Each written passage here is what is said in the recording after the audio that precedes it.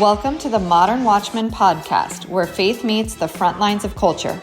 We break down what's happening in the world, what's behind it, and how believers can stand strong in truth. We're not here to fear the times, we're here to understand them. Because being watchmen means staying awake, staying ready, and staying grounded in the Word. Let's get into it. It's ready. Welcome to the Modern Watchman podcast with Tom and Wendy. Hello. How's it going? So good. So good. I have to tell you, I am leaving tomorrow on a trip. We're going to try if there's any breaking things to talk about. I think we can squeeze in one at least. But it might look different from the video, obviously, because we won't be in the same place. And hopefully, that's what's happening. So if you don't see a pod coming out again this week, that's why. But yeah, we've got a lot to cover tonight, dropping in. I feel like you said it last night. There's like so much happening all at once in 700 directions. And yet it's hard to like really talk about any one thing because everything's a little bit connected, but also like, you know what I'm saying? Yeah. It feels like what a time to be alive. What a time to be alive. We did get an Epstein drop. I also feel like we got to update on gold and silver because we were following those so much, and we've had some major developments.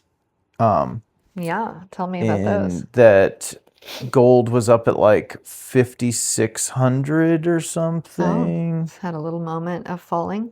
Oh, 5,500, and it dropped. It's now trading right about 4,800. What do you make of this? And then silver had peaked at a little over 120 and is now trading at 80, just shy of 84. What do you make of this? I mean, there's a lot of... This was like Tuesday, and now it's Monday again. So, well, and a lot of people are ago. freaking out, and it's like, it's important to remember that, like, you know, we started this year out at 28 or something like that, you know. Last year, 2025. That last year. Why do you think that's happening? It's still up 181% in the last year. That's crazy. Mm-hmm. It doesn't a lot. So you've got a lot of people, you know, some people are being like, oh, it was all just a flash in the pan. No, it was definitely not a flash in the pan. What I find most interesting is that the Shanghai price, which you have heard us talking about for silver in particular, is trading even higher at like the 132 mark or so. So it hasn't lost any ground. Right. And so what does that say? Manipulation? Well, that's what a lot of people are saying. What are you saying? The West, the COMEX. What is the COMEX? The West's exchange has basically just been, which is paper based. They're not taking physical delivery of the product. Has been. Now, what their motive is, I could just theorize, you know, but I just don't know. But it could be that they're trying to, they can use paper to smash the price down at the COMEX, which is what that $83 represents. Mm-hmm. Remember that 83 is the COMEX. Remember that Shanghai is trading physical only, and it's at 130. And the paper has been generally being dragged along by the Shanghai. Right.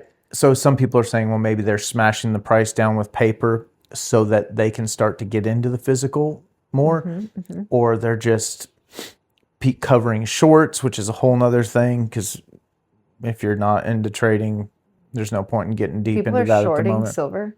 People are always shorting everything. And when in a paper market, on a physical commodity, you can manipulate the market with shorts. Yeah. Well, why do we care at all about the paper then? Well, our entire banking system, economic system is based off of... Not mine. Fractional reserve banking and trading on leverage and speculation. The entire system is built on trading with money, with other people's money you don't have. You know, so wow. Yeah, it's... When did banks start loaning out the money that wasn't theirs. Like when I took my money into the bank and gave them my money and they were like, thank you, I will loan it to someone else. When did that start? Was that from the jump with banks? I think it goes back a ways. The question, what has slowly changed is how much reserves they're supposed to have. So like, if people go to the bank and say, hey, I want my money out of the bank, do they have the money to give those people their money? Yeah. And so always they've been allowed to loan out a certain percentage of the money in their bank that is not their own, in fact, which essentially no bank would have ever had its own money. Right. I mean, at some point you go pre-regulation. I mean, And who agreed to this? Who agreed to what? Who agreed?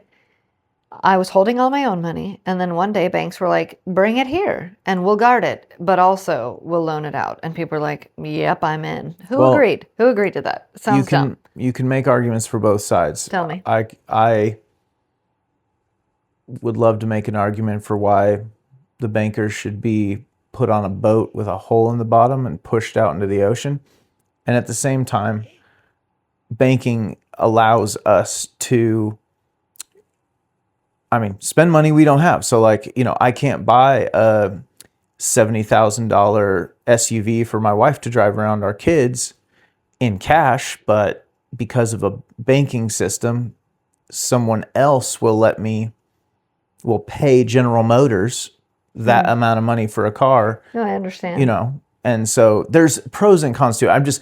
I as much as I like, again, we just want to be like objective and nuanced. Oftentimes, I'm pretty anti-banker because I think they're the most corrupt crony capitalists out there. But I'm not anti-banking. Mm-hmm. Does that make sense? The same way I'm a capitalist and I understand the difference between free market capitalism and crony capitalists. Mm-hmm. But we don't become Marxists because there's crony capitalists. Sure. We understand. We try to purify the system. We try to understand the difference. We don't throw the baby out with the bathwater. What a phrase. It just seemed fitting. Where did that phrase come? Who threw the baby out with the bathwater? The one time. As old as banking. The one time. But either way, like Did you hear Sally threw the baby out with the bathwater? It's been a rocky last week in the precious metals, but do you think it'll rebound? Do people think? Here's the thing: we talk about the thesis. What is your thesis? Why do you think what you think? What do you think is going to happen with silver and gold, or the U.S. dollar to the moon? Why do you think it's going to be that way? And for myself, again, like I've said on this podcast before, we are not fans of silver and gold as an investment. It's like a savings account that often outperforms when you need it to most every other savings account, but also even the markets kind of thing. Now, it outpaces the dollar. It outpaces inflation. It's a hedge against inflation. So if I was to put dollars in the bank, they would be losing value, losing purchasing power as the dollar becomes less and less valuable per dollar. I heard that they are estimating in the last 5 years we've lost 40% of our buying power. Could that possibly be true? Again, it's possibly true. It's all about how you measure it. I feel like since COVID, maybe not last 5 years, but like 6 years, I feel like vehicles have like gone up 30%. It's insane that like a light pickup truck, like the Ford Maverick, is like $40,000. That used to get you a nice F-150. You know what I mean? Yeah. And a dually, which is an expensive truck. What did we buy that first Mercedes for? $56,000. Yeah, like you couldn't get a frickin'... No, you can't get a mid-size SUV, Mercedes SUV for you're probably over $100,000. Like for the GL. I haven't looked recently, so I could be wrong, but it's just, and that used to be the G-Wagon. Yeah. The G-Wagon was $100,000. Well, now the G-Wagons are like 180, 200, depending on the package you get. But housing obviously has just absolutely skyrocketed. And you add in the other things. Well, think of it like if that's true and you have, $100,000 in your bank account and you've lost 40% of its buying power, that's literally like 40% of the money you had in your bank account went Well, away. in an inflationary environment, if you have fixed rate debt, like for example, if you buy a house at 5% on a 30-year fixed rate, right? But inflation is 9 or 10%, you're actually making money because it's going that the debt is going to outperform the dollar basically. These are the things I need a whiteboard for because I'm Well, like, I don't know it how that works out, but I'm not very good at math. well, it is kind of a little bit of a difficult thing to comprehend, but you can, and again, this is not financial advice. We are not doing this, but like if you bought a house for $300,000 and hyperinflation took off and Yeah, that house ends up that I know. $900,000, you know what I mean? But you Yes. had a fixed rate on it, because here's the thing, when inflation goes up, what happens? The interest rates went up. But if you have a fixed rate and that loan isn't changing, then you bought a $300,000 for 5% interest rate, and that house is now 900,000 or $1 million. Well, and you're making a lot more because the dollar is devalued. So, didn't you just tell me the other day that like 70 something percent of Americans have a mortgage locked in below 4% or something like I that? think so, yeah. That's I might have crazy. screenshotted that. And I can't why remember. would anyone move? Well, and that's, yeah, not that it's Unless all you've about made, moving, but well, it is because first-time home buyers are trying to get into homes. So someone's got to move or build a new home or, shift in some way yeah, I don't to think I allow for that screenshotted that. that space. It's hard to see what the solution is going to be specifically for house prices and inflation. I know we had talked before about 50-year mortgages and our thoughts on that, but Yeah, I think that the biggest thing that will help people around that subject is grasping that the new normal, I hate that, term, but it is probably the most important term for us, whatever the connotations are, because cars aren't going back to $30,000. You know what I yeah. mean? Houses aren't going back to $250,000 or $500,000, depending on where you live. That's we're limited on options. The sooner we like grasp that and start to go, okay, I'm gonna have to dig myself out of this. I'm gonna have to swim faster than the current here. You'll be much better off when you kind of first recognize that is the case. Someone else isn't coming to help us here, and then start to go, okay, well, what can we do about it? Because that's the other thing is wages aren't going to outpace this inflation. Hmm. And everyone's saying inflation slowed down. It has technically slowed down, but remember, It's it's year in over year. relation to the year before. So if they say inflation's down, well, down compared to what? If it was 7% last year and it's only 6%, you're still losing 6% of purchasing power this year. You I know what I remember mean? that being so compelling when I was looking at employment versus entrepreneurship and thinking that inflation back then was about 2% a year. And if I was lucky, I would expect possibly 2% a year raises, like a 2% raise year over year. And we all think we're gaining ground with our 2% raises year over year.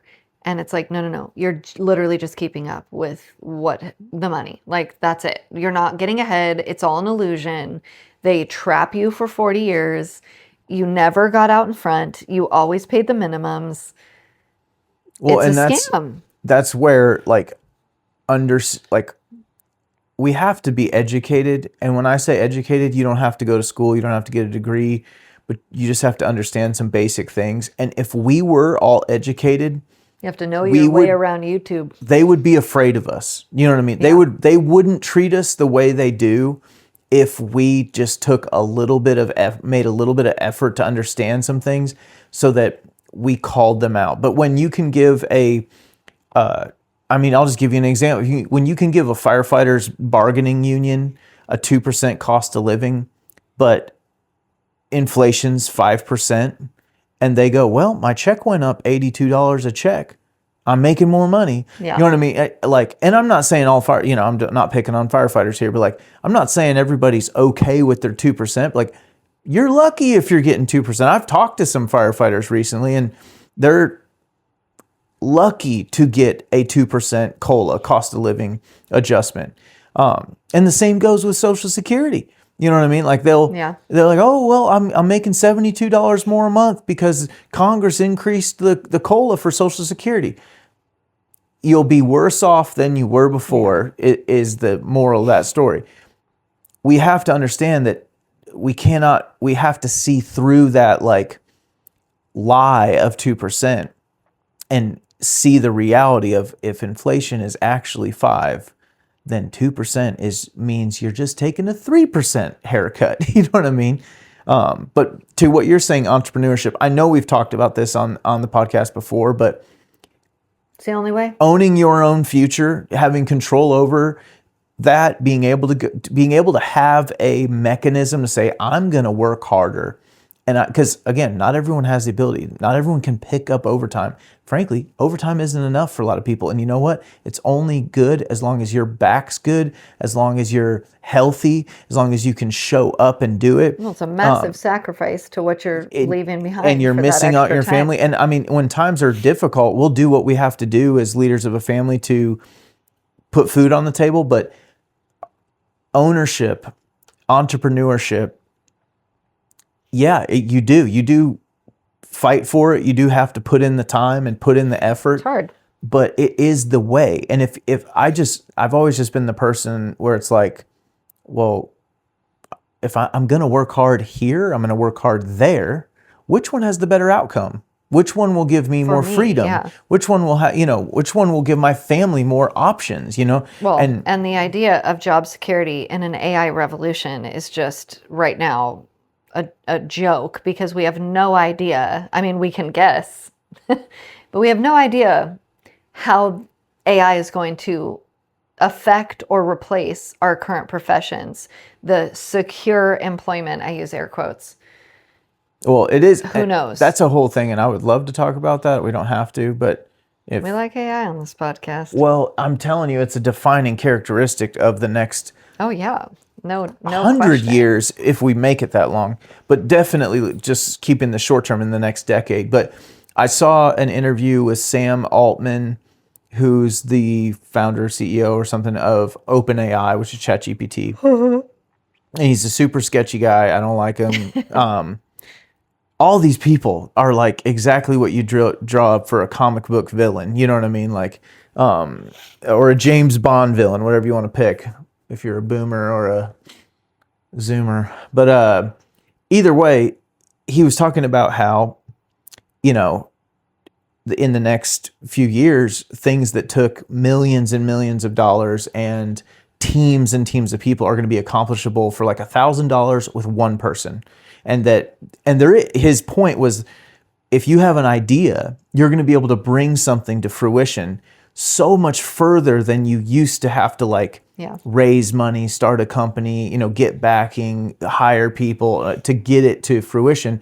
And so he's saying basically like the innovation, curve will, the ramp for innovation will shorten drastically. And I see a ton of reality, truth, and upside to that. But look at your business. I'm gonna bring that up in a second. But at the same time, he just said what used to take teams and teams of people are going to take one person. Yeah. And what used to take millions and millions of dollars. Well, why do you think it took millions and millions of dollars? Because it took teams and teams of people who made $180,000 a year to accomplish that. So all those people are like somewhere else. I don't know what Sam's plan for them is. But hopefully they're entrepreneurs. Well, and I mean, it's really scary in that regard. And it's very concerning Because, I mean, let's not be too flippant about other people being laid off, because I do think there are a lot of people who are going to be pretty well insulated from this stuff, primarily in the trades realm. You know, it's hard to make a robot still that does plumbing under a house, or, you know, those kind, you know, there's plenty of things. Troubleshooting. There's plenty of things that are not touchable yet, you know, whether they are someday or not. But Anything electronic, it feels like, is, I think a lot of factory Yeah. work, a lot of service work, a lot of customer service work, a lot of phone stuff, a lot of, I mean, I think even realtors are, you know, in the crosshairs.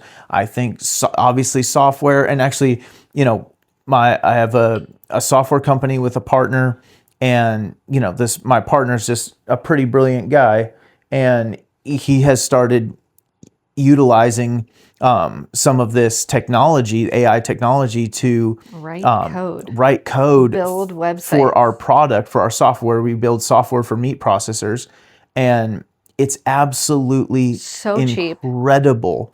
And Comparatively. And so the timelines are unbelievable. It's crazy. and it is exactly what Sam said. We had a plan, like we had stuff that, like, we've been like saving up money to be able to afford to do this one build big out this thing, the next functionality. thing, which, you know, we've been building a software for years, and it's cost a lot of money, and pretty much every single dime we have goes back into building more functionality, more features, making it better, improving it all the time. What's the customer asking for next, you know? Yeah. And we're just trying to keep up, and literally now it's like, I'm not joking when I say, like, 2 to 6 hours, and something that would have taken 6 months and tens of thousands of dollars is just appears before your eyes. Like, it's when I say unbelievable, it's like, it's unbelievable. And it still takes a human to architect it and say, this is what it needs to do, this is how these parts need to interact. But just one But human. it's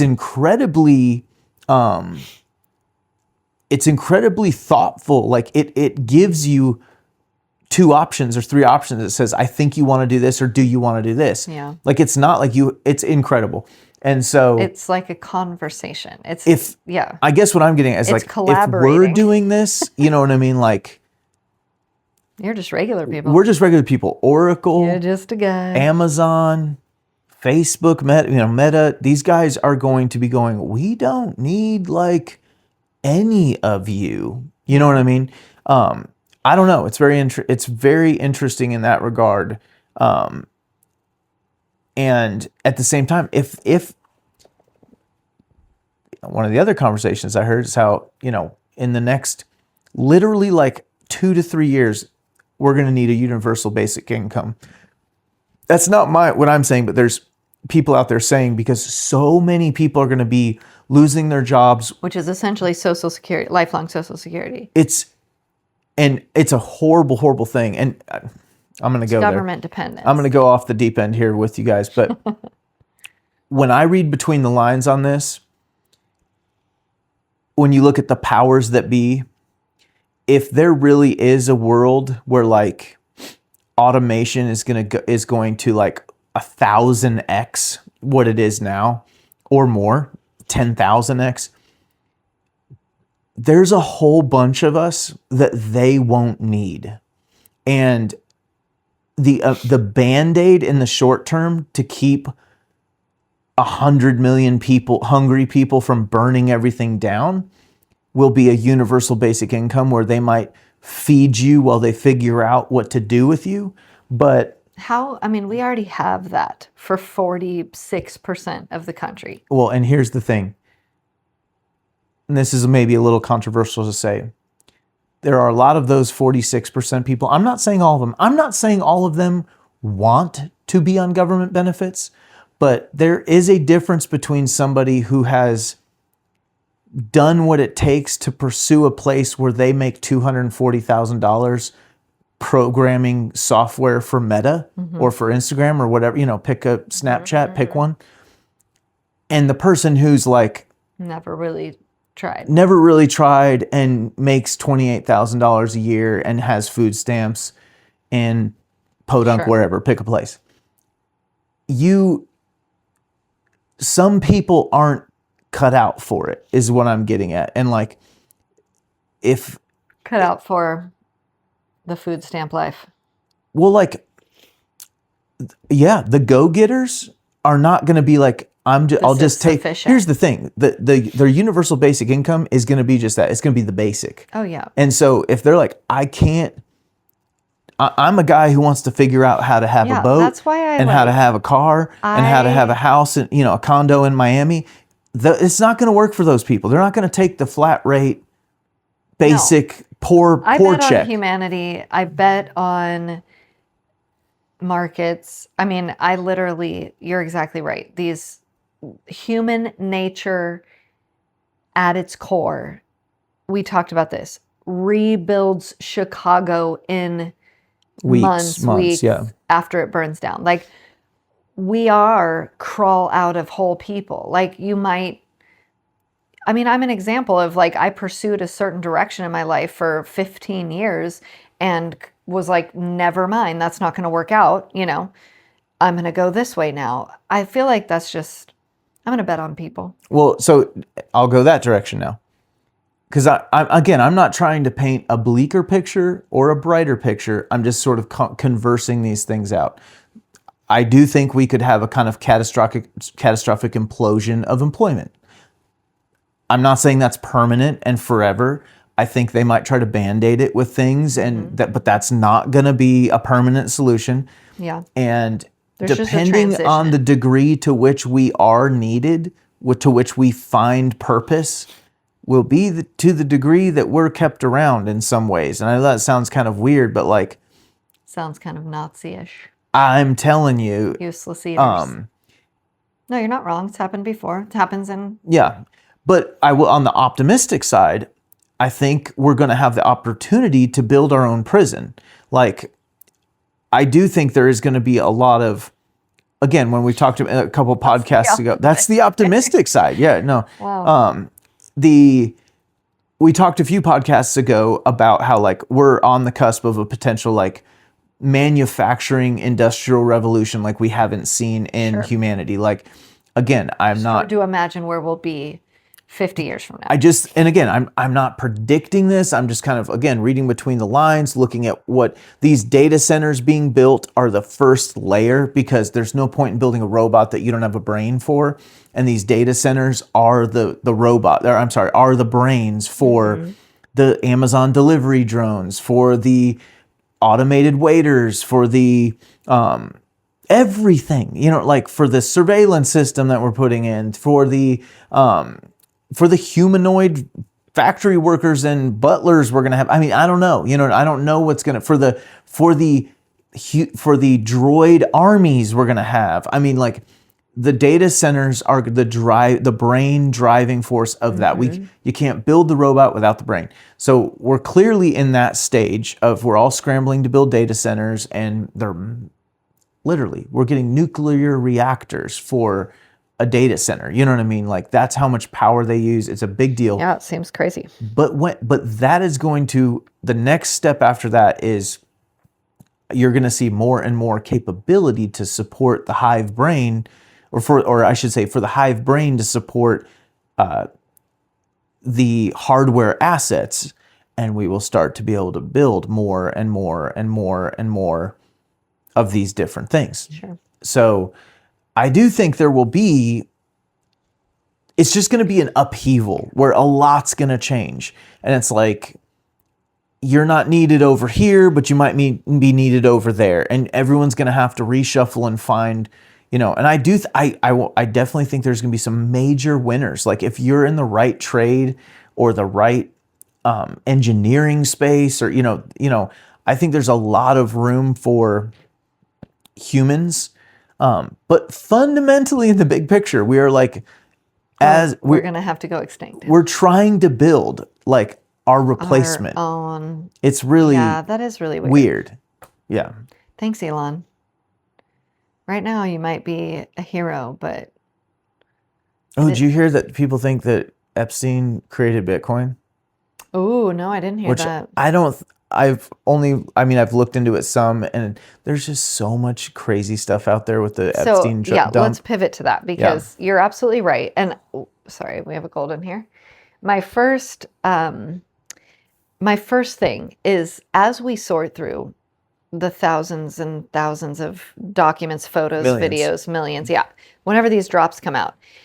We also live in the AI world. We also live in the world where hot takes, we live in, have you heard the saying that the truth goes all the way around the world before or I'm sorry, the lie goes around the world before the truth can put on its pants?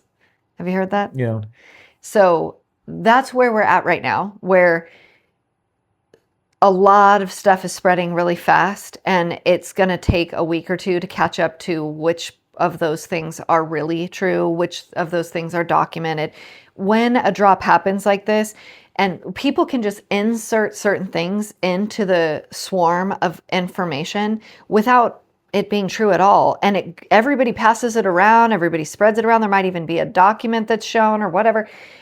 What happened last time we had a dump was, or around the same time that we had the doc dump, was the letter that Trump supposedly like drew a picture for Epstein's birthday. Do you know what I'm talking about?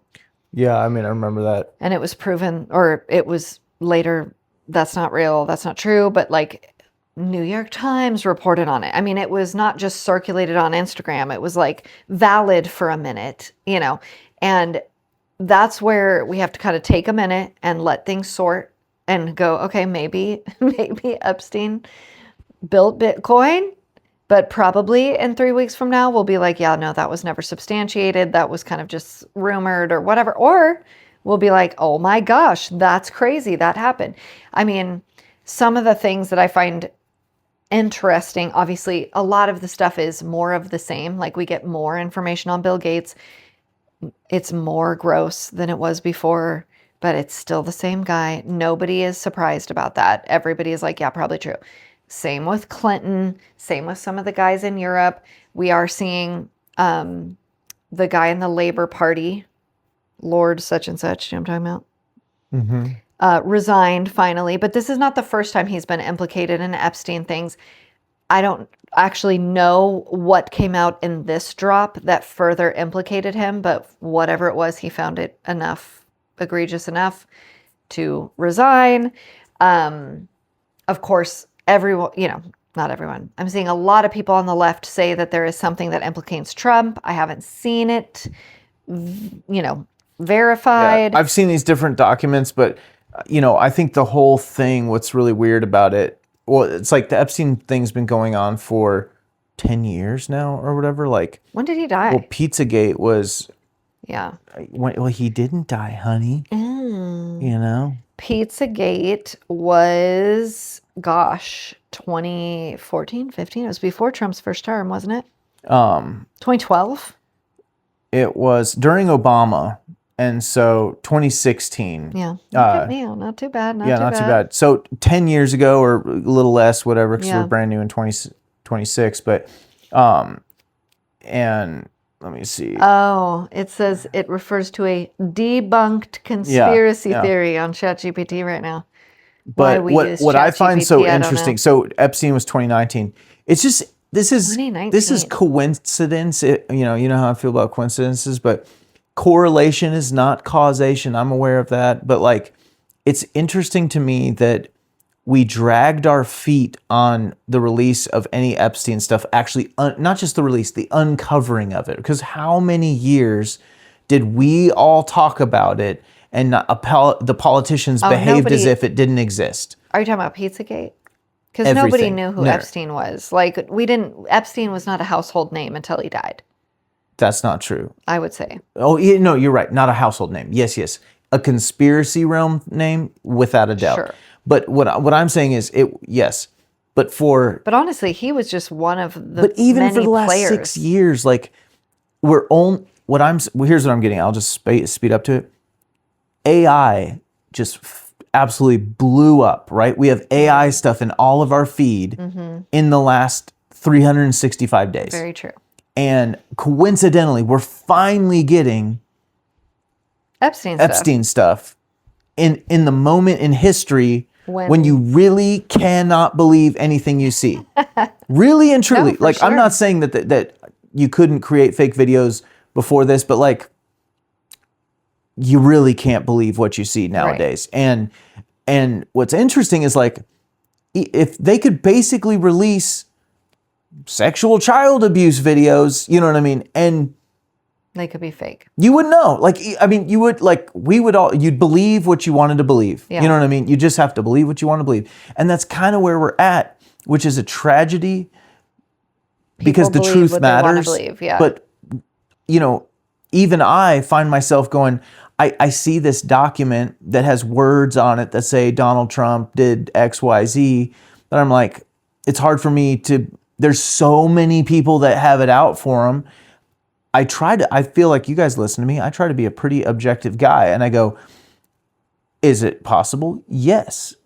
But I cannot ignore the fact that millions of people will do anything to disparage this man. So you can't just Here's believe where I'm what at. you I'm see or sorry. hear. To me, it's much more straightforward, and I've said it before. If Biden or Obama had anything on Trump, we wouldn't have had 36 felony charges on writing something funny on a check. Like, they tried to shoot him. They tried to get him off ballots. They tried to, obviously, they cheated him out of an election in 2020. Hillary was supposed to get it before that. Like, there's no way they have this smoking gun and they randomly just drop it and nobody's really talking about it except for it's kind of circulating on social media. I'm like, I don't know. Yeah. It would have to be, why would they drop it now? If anything, I think they makes no drop it sense. now to dilute it into everything else. Now, here's the thing. Like, to cover for him, you're saying? I mean, look at all. Why wouldn't they redact his name like they've redacted so many other emails and different psychology. You can. We're literally dumping it just hundreds of thousands of pounds of evidence of elite pedophilia connected to foreign nation intelligence, our own intelligence agency, and we are going to collectively basically do nothing about it.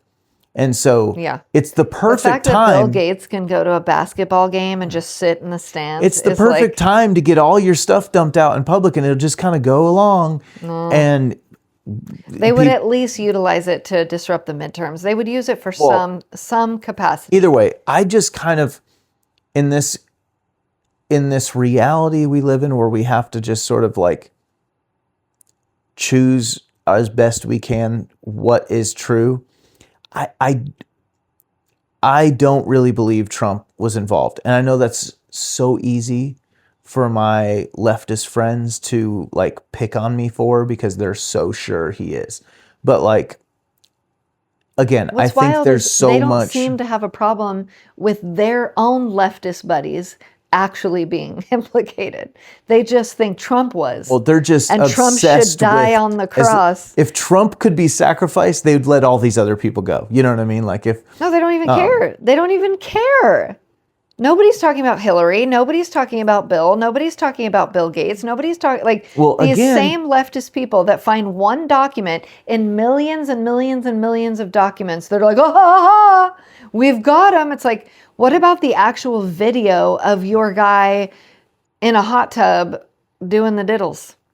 Well, I did find it alarming that our deputy attorney general came out and said the only things we haven't released were sexual abuse, death, or child abuse. Child porn or something? I think he said child abuse. I could be wrong. But like child abuse, he might have meant like child abuse, death. Or sexual abuse. Okay. And I'm like, so basically you're saying all those things are in the files that you haven't let go? And here you are redacting 90% of the good stuff anyways. You know what I mean? Like, I just think that's all very. There's an interesting strategy to releasing it in these random drops that are sporadic. And we talked about that. Like, are they easing the blow? You know, like, obviously there's an enragement when there's a Epstein drop, and then of course it fades away, and then we get a couple months break, and then we get another drop, and we get the enragement, it fades away. Seems very cyclical, very strategic, and I can't quite figure it out. Other than they're allowing for that time for the anger to dissipate so that we don't go, you know, invade Israel or Congress, or I don't know. It is a weird thing, but I mean, I really just don't know that we're going to ever be able to get to, well, hopefully there's some accountability coming for at least the people that are very egregiously implicated at this point, and we'll start there. Yeah, I mean, I think there's a lot of I don't know. there's a lot of very interesting stuff, but I really believe that what this points. What did you say about Mamdani? Again, that falls into the whole like. Probably won't be true 3 weeks from now. I mean, again, in this world of AI, it's hard. That could be totally true, but people like myself go, well, it could be AI. And you know, they can do stuff under our noses. And it feels like when we all thought Trudeau was Castro's son, which that could be. That one is hard because you've seen these people, you know what they look like, and you see the pictures next to each other, and you're like, that is possible. You know what I mean? He does. And I will say, the pictures I saw of Mamdani and he looks a little Epstein and his mom, it's like, you know, I don't know. But there's a picture, there's a bunch of pictures actually of whether they are real or not. I just want to say, like, whether they're AI just manufactured or not, I don't know. But Mamdani, as a baby, his mom with Jeffrey Epstein and others, and then as like a 9 or 10 or 12-year-old boy or something with his mom, Jeffrey Epstein, Jeff Bezos, Bill Clinton, Bill Gates. I feel like I'm leaving one out, but whatever.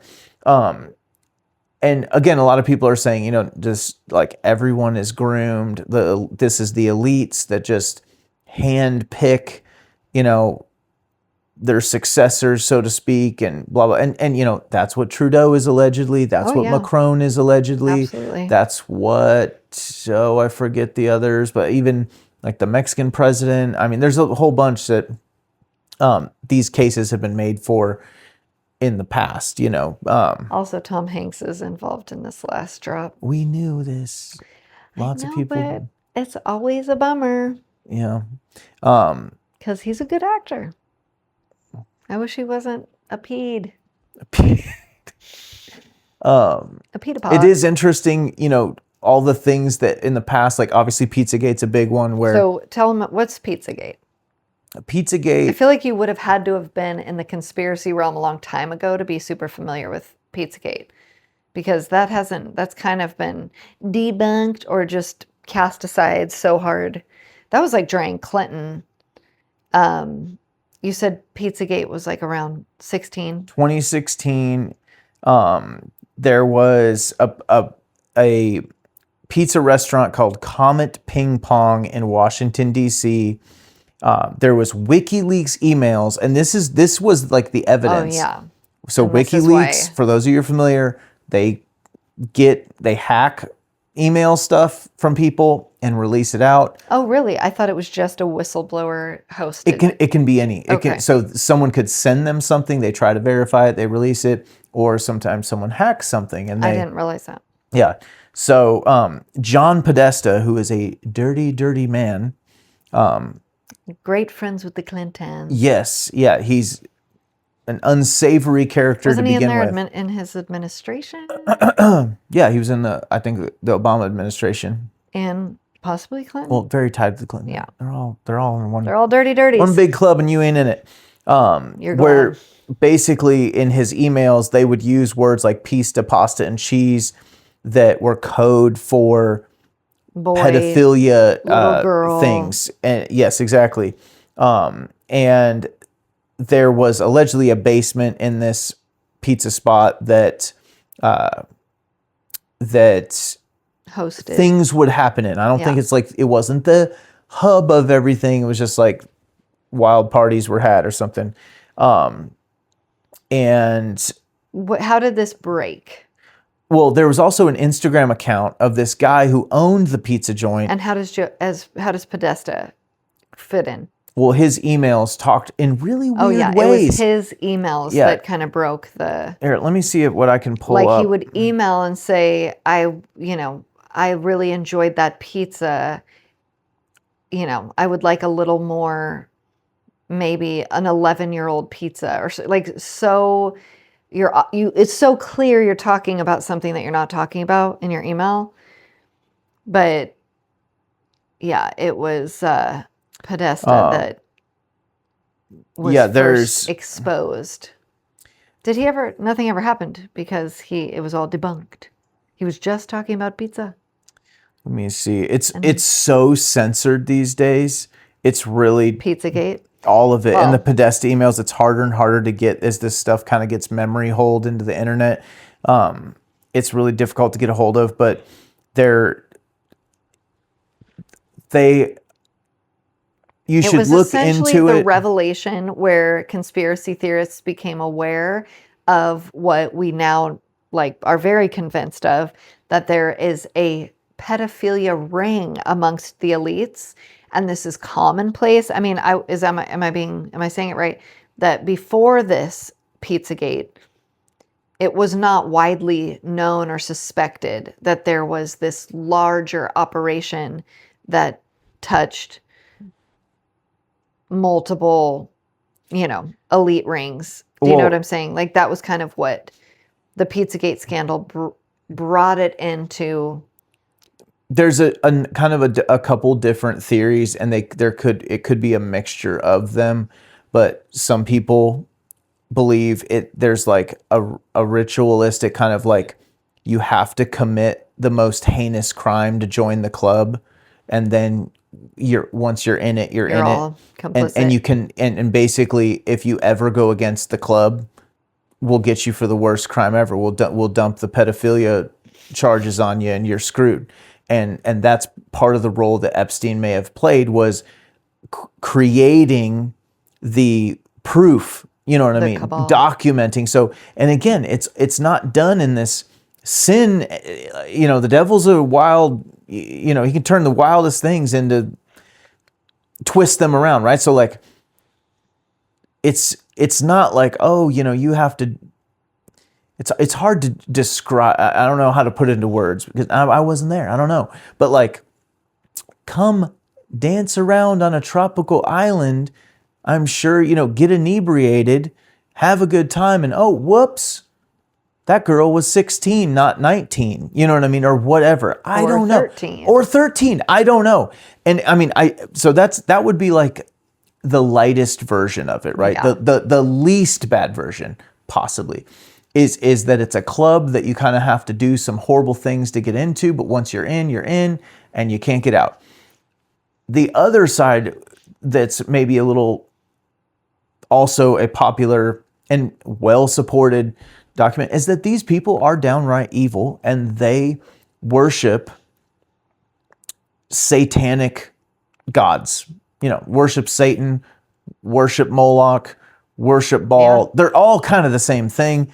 If you're a Christian, those are anti-God. Ain't nothing new under the sun. Ain't nothing new under the sun. And what's interesting is societies have been worshiping these gods. That's biblical in the sense that, like, we know that human beings have been. Do you think that, like, what in the Bible, like, isn't like true today? Hasn't been proven. Well, that, but like, what are human, like, the Bible is the story of human beings. It's true today. Everything that human beings did in the Bible, there's not a thing that we're doing in the Bible that we aren't doing today. Sodom and Gomorrah, Babel, sacrificing our children for murder, basically, breaking the 10 Commandments, sin. Like, there isn't a sin. Adultery. There's not a sin then that isn't a sin now. Yep. It's nothing new is under the sun. And so, should we be surprised if there's a group of people that are still worshiping Baal. idols, still worshiping Baal, Moloch. The same names. These are the same demonic gods named in the Bible that are named by these people today. And in particular, as Christians, and they are real. These are demons. As Christians, do we not know as well or better than anyone that the devil that has power? You know what I mean? Like, yes, he's powerless against Jesus. You know what I mean? Against the Holy Spirit, but it isn't that there isn't power in these things. That they're not real. They're not real. Exactly. So that's kind of the other side of the coin, is that there are these ungodly, evil rituals being conducted in communing with evil spirits, like 100%. As weird as that sounds, but real evil, and that the sold your soul to the devil, adage is a very real thing in the world, of which we know, again, there are biblical examples of evil having power. You know what I mean? Like, oh, yeah. That's not out of line either. It's only like in Revelation, it literally says that Jesus is going to hand over the keys. Like, Satan is going to become more powerful, not less. Like, he's going to have more authority. Of course, it is handed to him for a purpose, to meet an end that we know is coming. But this is one of those things where, and I'm going to go full philosophical, here, in that, like, as Christians,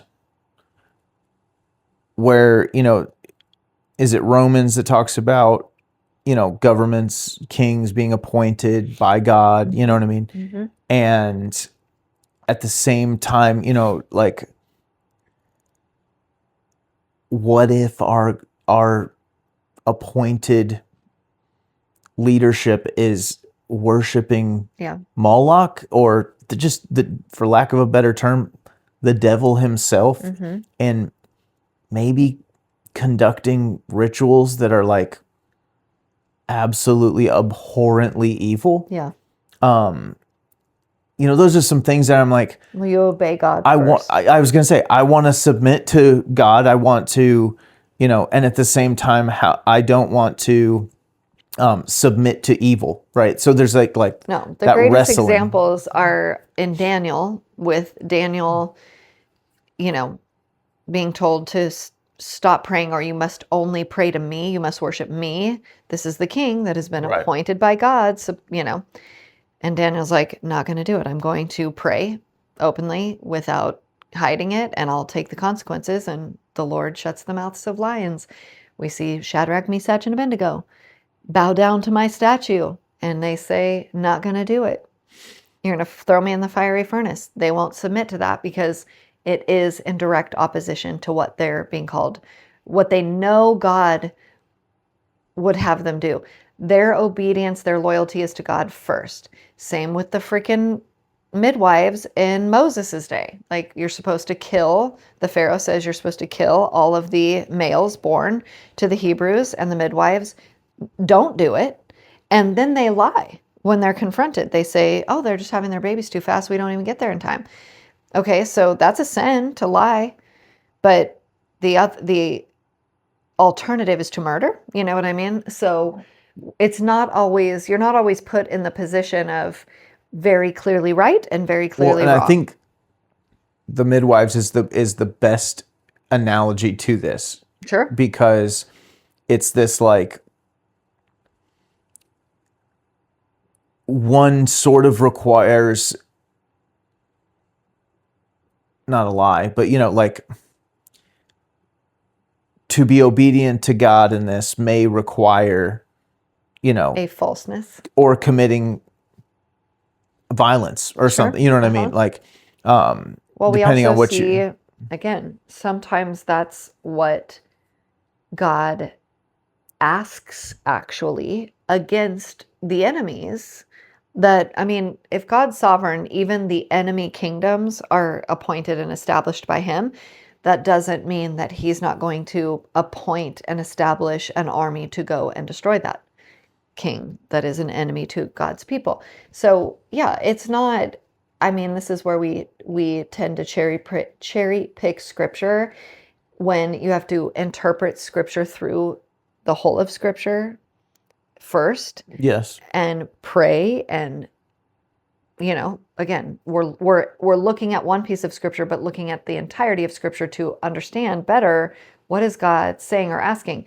Bonhoeffer was such a great read because I was so curious. Dietrich Bonhoeffer was a pastor in Germany who ended up, I mean, he took a stance against Nazis, as you would have to as a Christian if you were a Bible-believing Christian, right? Like, I don't know, very early on, you would probably be opposed. However, generally speaking, you would likely have to be quietly opposed or secretly opposed or resisting, privately in some capacity because for fear, But Dietrich went so far as to join the group of people that were planning to assassinate Hitler, which I'm like, that's why I wanted to read it. It's a huge book. How do you get to that place as a Christian where you're like, okay, it's not just about I'm not going to obey you, I'm going to obey God, but it's I'm going to murder you, or try to be a part of murdering you. And then, of course, you would think, as we like to do as Christians, that if Dietrich Bonhoeffer was in the right, if he was truly being called by God, which he believed he was, to act in this capacity, that he would have been successful, right? Like that's what we think. If God told you to do it, you're going to be like Gideon and you're going to conquer the Midianites, And yet Bonhoeffer dies in, I believe, Auschwitz, like 3 weeks before America freeze the camp. So that doesn't have quite the ending that makes you go, God obviously sent him on a mission because Hitler was not assassinated. Like not one part of it was effective. And Dietrich ended up, dying as a consequence of his actions. So it is complicated. Well, and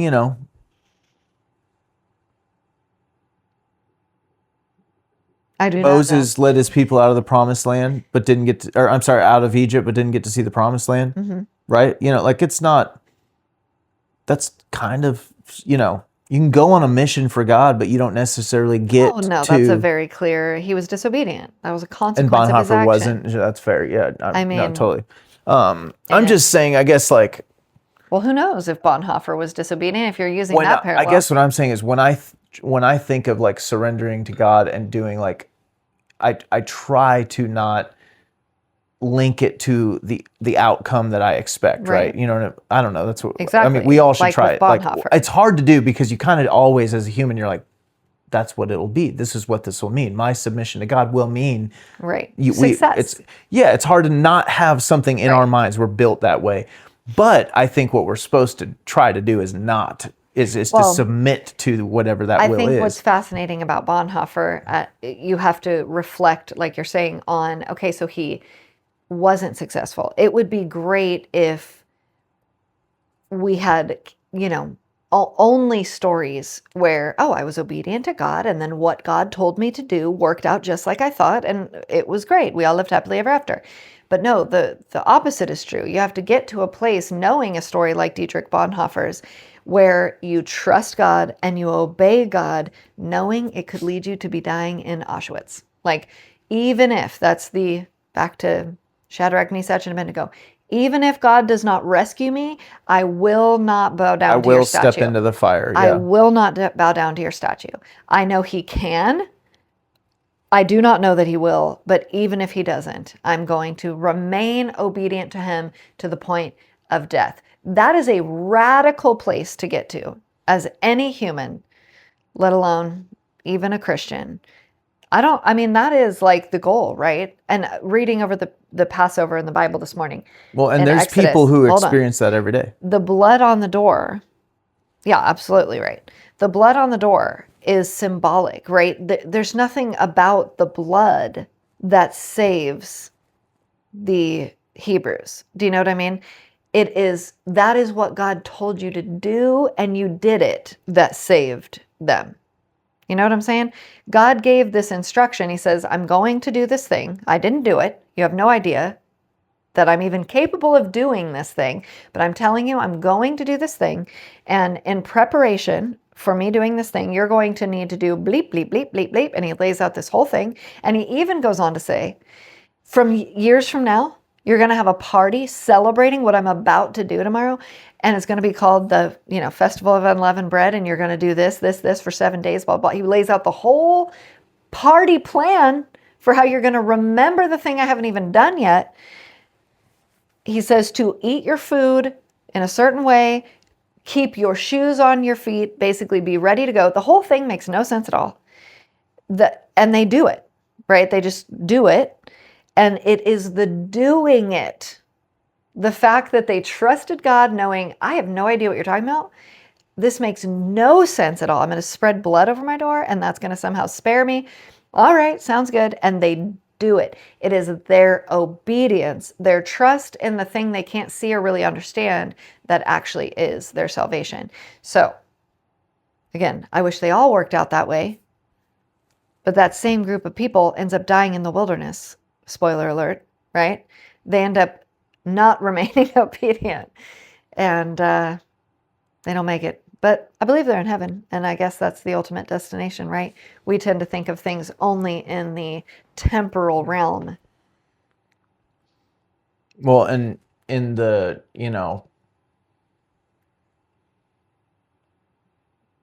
that's a awesome obedience conversation to have. Like, it's so important. And at the same time, what were we first kind of talking about with this that made me think of this? But the just dealing with evil, like this obedience to our governing authority that God appointed versus what if this is this incredibly evil, and how do you reconcile that? And the disobedience, so to speak, of the midwives that spared life, that saved life.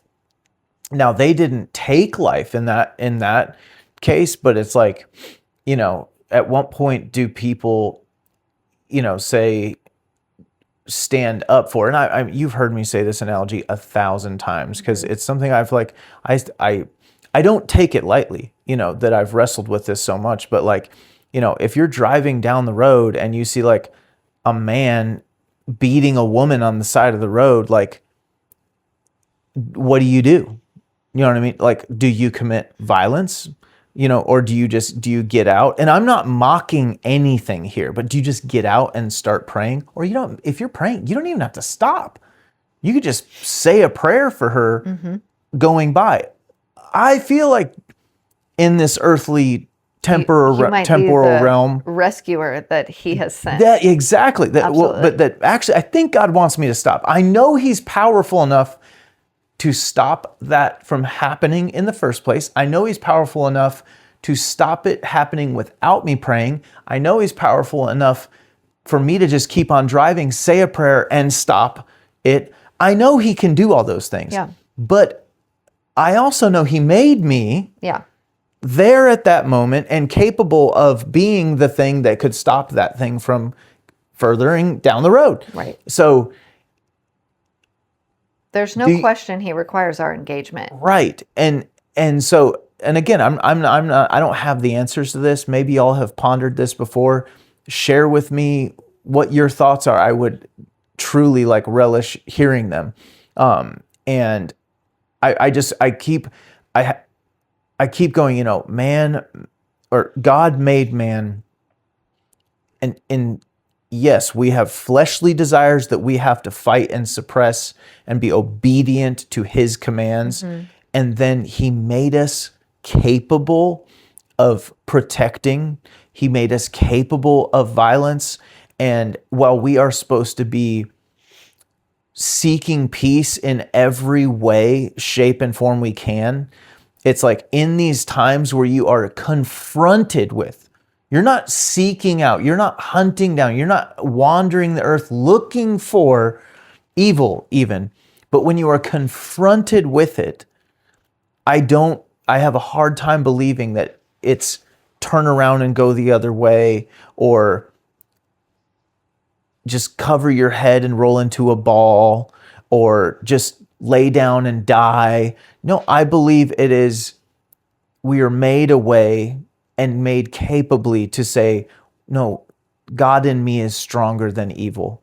And he sent me here to be stronger than evil, Yeah. to overcome evil through him, God willing. And you know what? Just like Bonhoeffer, it's not an automatic ticket to victory. Right. You know what I mean? Well, who knows what Bonhoeffer contributed to the overall picture? That's the thing, is like, you know, we are all pawns. It sounds terrible.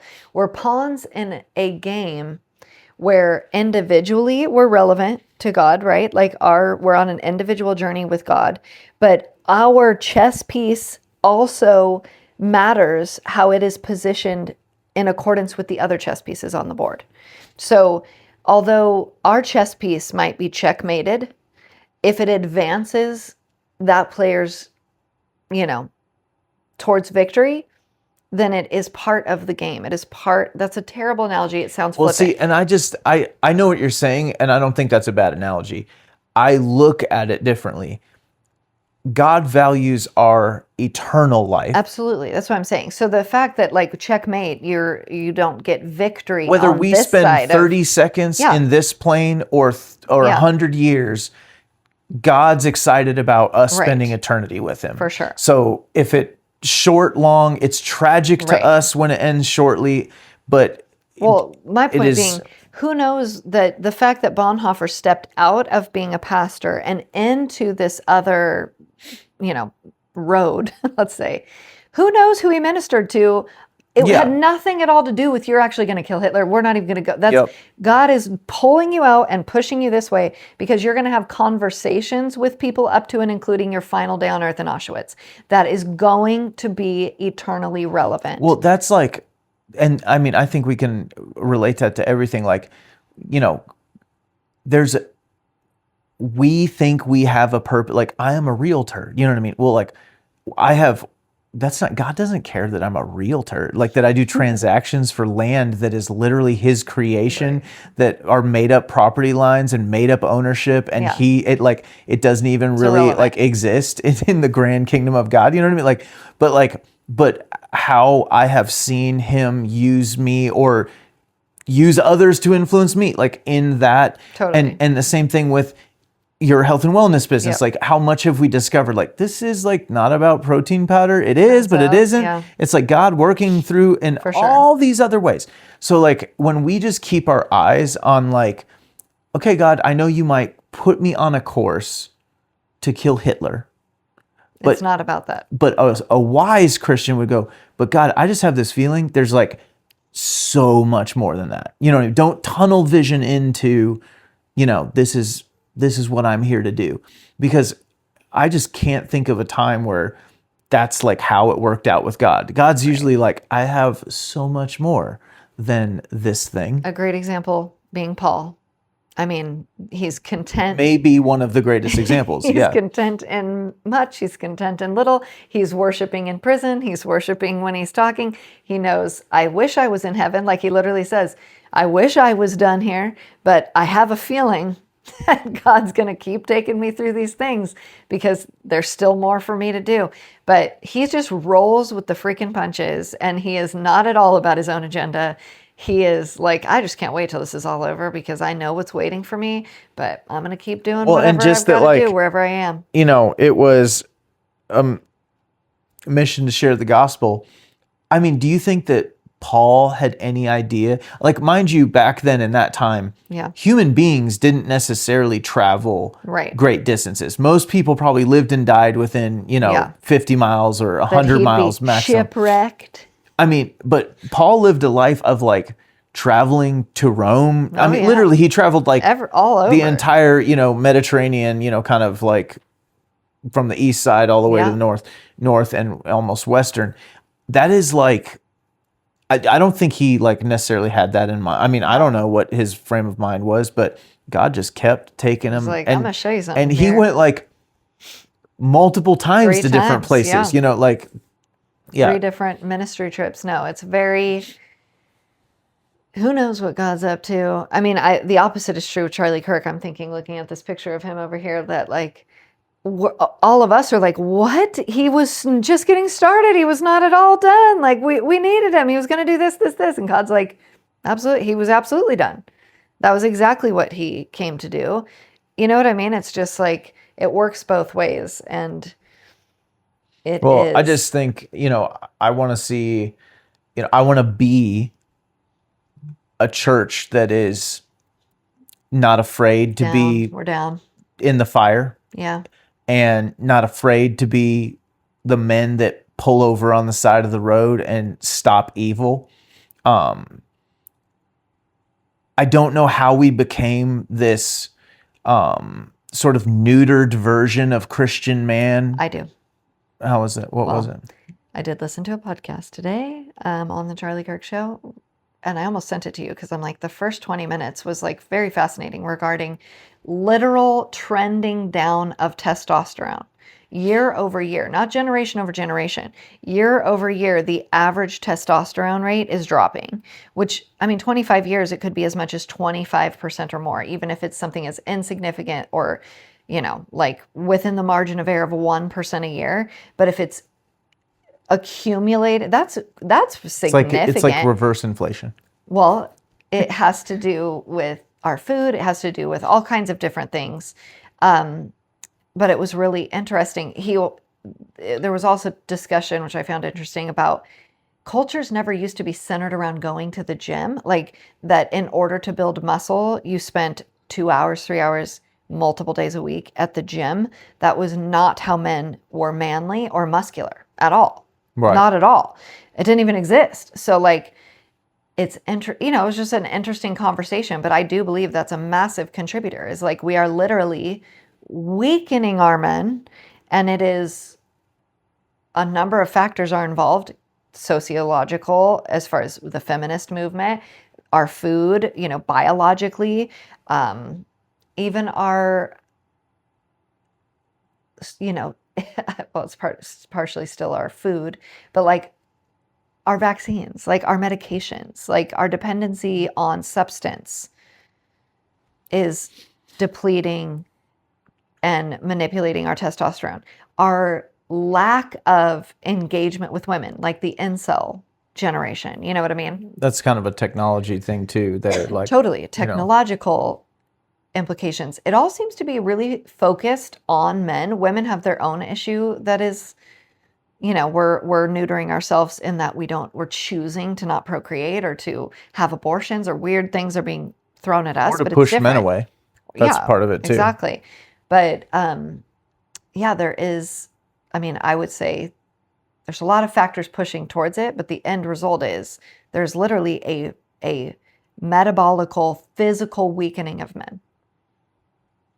Testosterone is the thing that makes you feel like you can get out of your car and go fight a guy. That's what is happening in your body. That is the thing that makes a man do that and not a woman. I don't disagree with you that there's a biological element, definitely. Also a spiritual.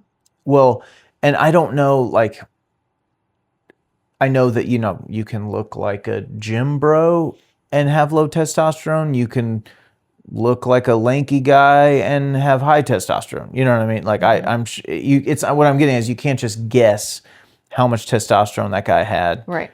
When he did or did not pull over to help the lady, right? Sure. But I think a lot of it is also just I think it's a lot of what is modeled. I think it is a lot of culture and what is acceptable, because sure. I'm even sensing this, like, and this is the crudest way to bring this up, but hey, this is what we do here. But like, I'm sensing this like revitalization in masculinity, specifically around like the words gay and like retarded coming back, and I know that sounds crazy and like asinine, but I'm like, men are starting to not give a crap again, and they're just like, no, this is it. Now I'm afraid the pendulum could swing too far. You know what I mean? And I'm not a fan of like calling people certain words. You know what I mean? But like, I think it's so much of like, we were just, masculinity was erased. Yeah. You know what I mean? For what it was. Villainized. And I don't, yes, absolutely that. But like, to where people just didn't even know like what it was. And when you have a generation that raises a generation that's that removed, you know what I mean? And, you know, you come across old school dudes and you're like, that dude's a dude, you know, like that is a guy from a different cut of cloth, you know, and you recognize, at least as a guy, I recognize it immediately. And there's like certain parts of it where I'm like, I know exactly what that guy would do. I don't know what his testosterone is, you know what I mean? But I know exactly what he would do if he was driving by a woman being beaten on the side of the road. That's what I'm saying. The testosterone is what is in you, is what is in men that make them think I can do that or I can't do that. I am weak, I am small. I'm saying how you were raised is what is in you that makes you think. Testosterone is a chemical that allows you to be more aggressive or not. I mean, I know it does a lot of things, but like, there's a little bit, what you're referring to is like aggression, kind of like an ability. And what I'm saying is, it's more than that, though. That I'm not saying that's not it and that's not important, but there's another element that is like, no, you do that. Like that you can have all the testosterone in the world and not understand that you have a role to play. That there are things when a man is confronted with that if it costs them their life, it is more important that they do that thing than keep their life. Do you know what I mean? Does that make any sense? Yeah. Like, and I don't like that. Knock it off. What do you mean? Stay alive. I'm saying that doesn't have to do with testosterone, though. That is where a man says a child's life is more important. If I have to go into a burning building and get that child out, I don't have a choice. And that it might help if they have some testosterone, but it is something here and here. I think it is more linked than you're thinking. However, I don't disagree that it is modeled. Well, let me tell you something. I don't think a lot of career fields have been studied on this, so I don't know, but it might just be that I'm aware of it. But testosterone's a big issue in the fire service. Now, these are guys. A big issue? What do you mean? In the fire service, because like low testosterone. Now, there's a lot of guys with low testosterone in the fire service. Yes, and they've this has actually been studied because it's kind of a controlled group in a way. You know what I mean? Like these guys are all doing one type of job. And it's interesting because there's a lot of factors, right? Their sleep schedules are a mess. They said on this podcast, per that, if you doubled your sleep, like let's say you average 4 hours or 5 hours of sleep a night, if you went to 8 or 10 hours of night, you would double your testosterone in a year. So this is interesting. But this is kind of to my point. No, yeah. These guys are struggling with low testosterone due to some environmental factors, whatever you want to say.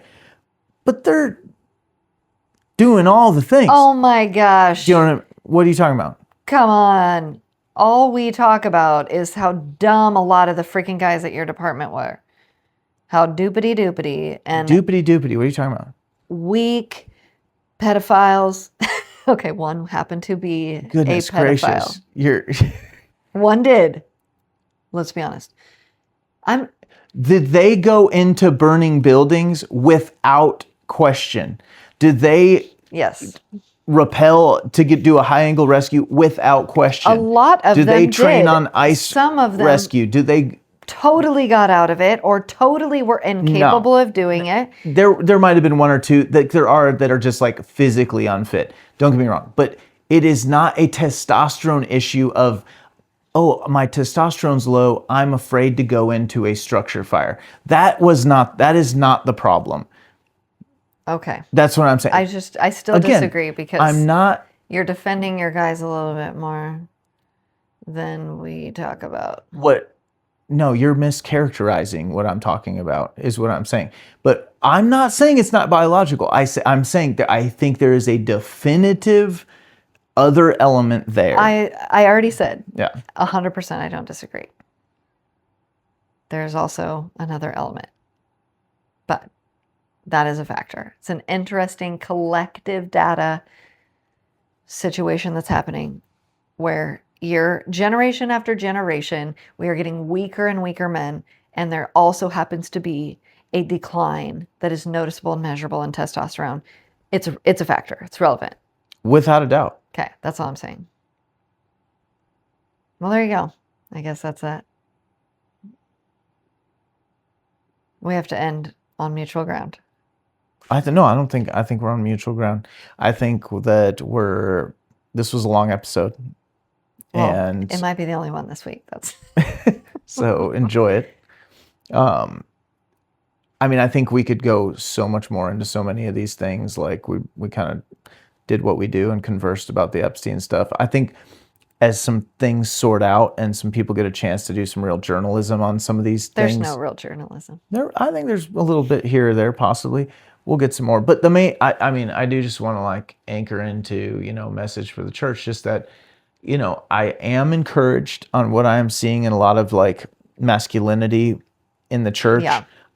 I don't want to like let's bring it back, but we have plenty as of room Christian to keep men, moving. I agree, plenty of room to keep and moving. not swing too far to the other way. What does too far look like? Like, what are you worried about?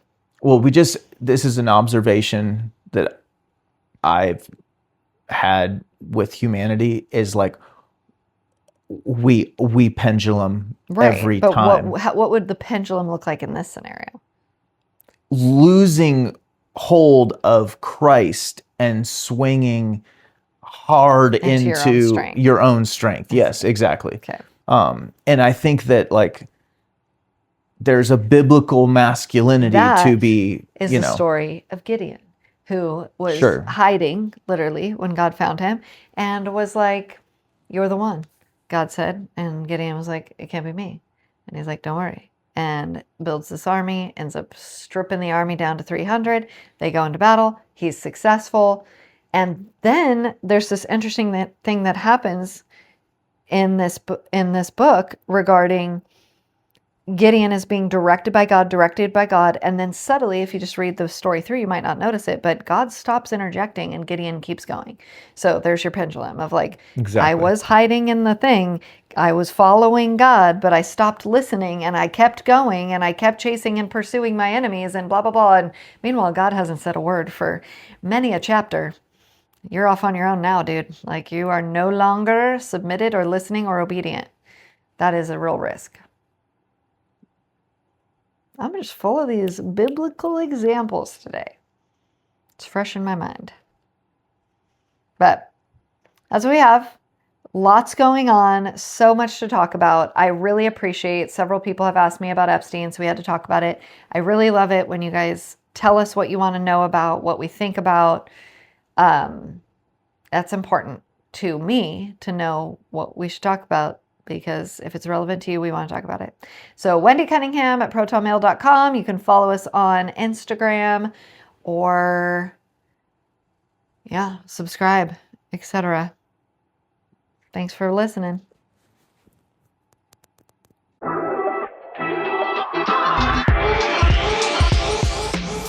Thanks for joining us on the Modern Watchman podcast. Remember, truth isn't just something we believe, it's something we live out every day. Stay alert, stay discerning, and don't lose sight of the hope we have in Christ. Until next time, be watchmen.